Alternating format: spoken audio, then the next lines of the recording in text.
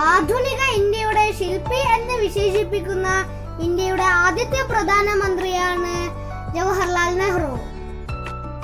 1889 November 14 അലഹബാദിൽ Kashmiri Pandit കുടുംബത്തിൽ മോത്തിലാൽ നെഹ്റുവിന്റെയും ഭാര്യ സ്വരൂപ് റാണിയുടെയും മകനായാണ് ജവഹർലാൽ നെഹ്റു ജനിച്ചത്.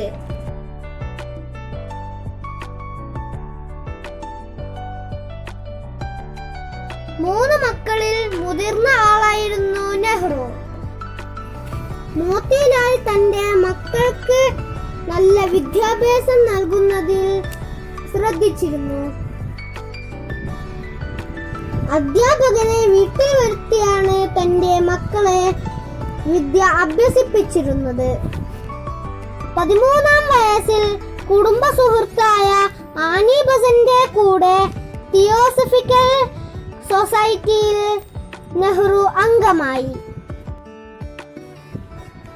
ഉപരിപഠനത്തിനായി നെഹ്റു ഇംഗ്ലണ്ടിലേക്ക് പോയി.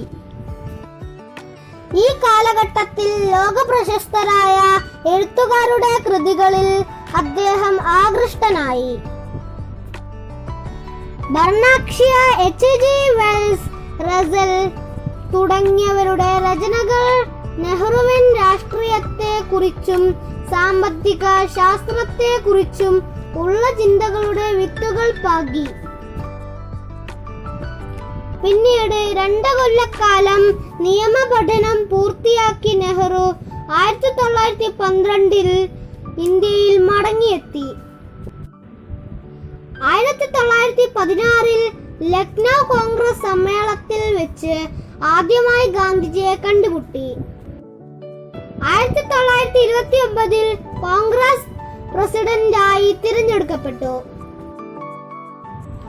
1921 മുതൽ 1945 വരെ ഉള്ള കാലയളവിൽ 6 തവണ നെഹ്റു അറസ്റ്റ് ചെയ്യപ്പെട്ടിരുന്നു. 1947 ആഗസ്റ്റ് 15 ജവഹർലാൽ നെഹ്റു സ്വതന്ത്ര ഇന്ത്യയുടെ പ്രഥമ പ്രധാനമന്ത്രിയായി സത്യപ്രതിജ്ഞ ചെയ്തു. 1962 ശേഷം നെഹ്റുവിന്റെ ആരോഗ്യം ക്ഷയിക്കുവാൻ തുടങ്ങി. 1964 നെഹ്റുവിന് ഹൃദയാഘാതം ഉണ്ടായി. കാശ്മീരിൽ നിന്നും തിരിച്ചു വന്ന ഉടനെയായിരുന്നു ഇത്. 1964 മെയ് 27 നെഹ്റു അന്തരിച്ചു.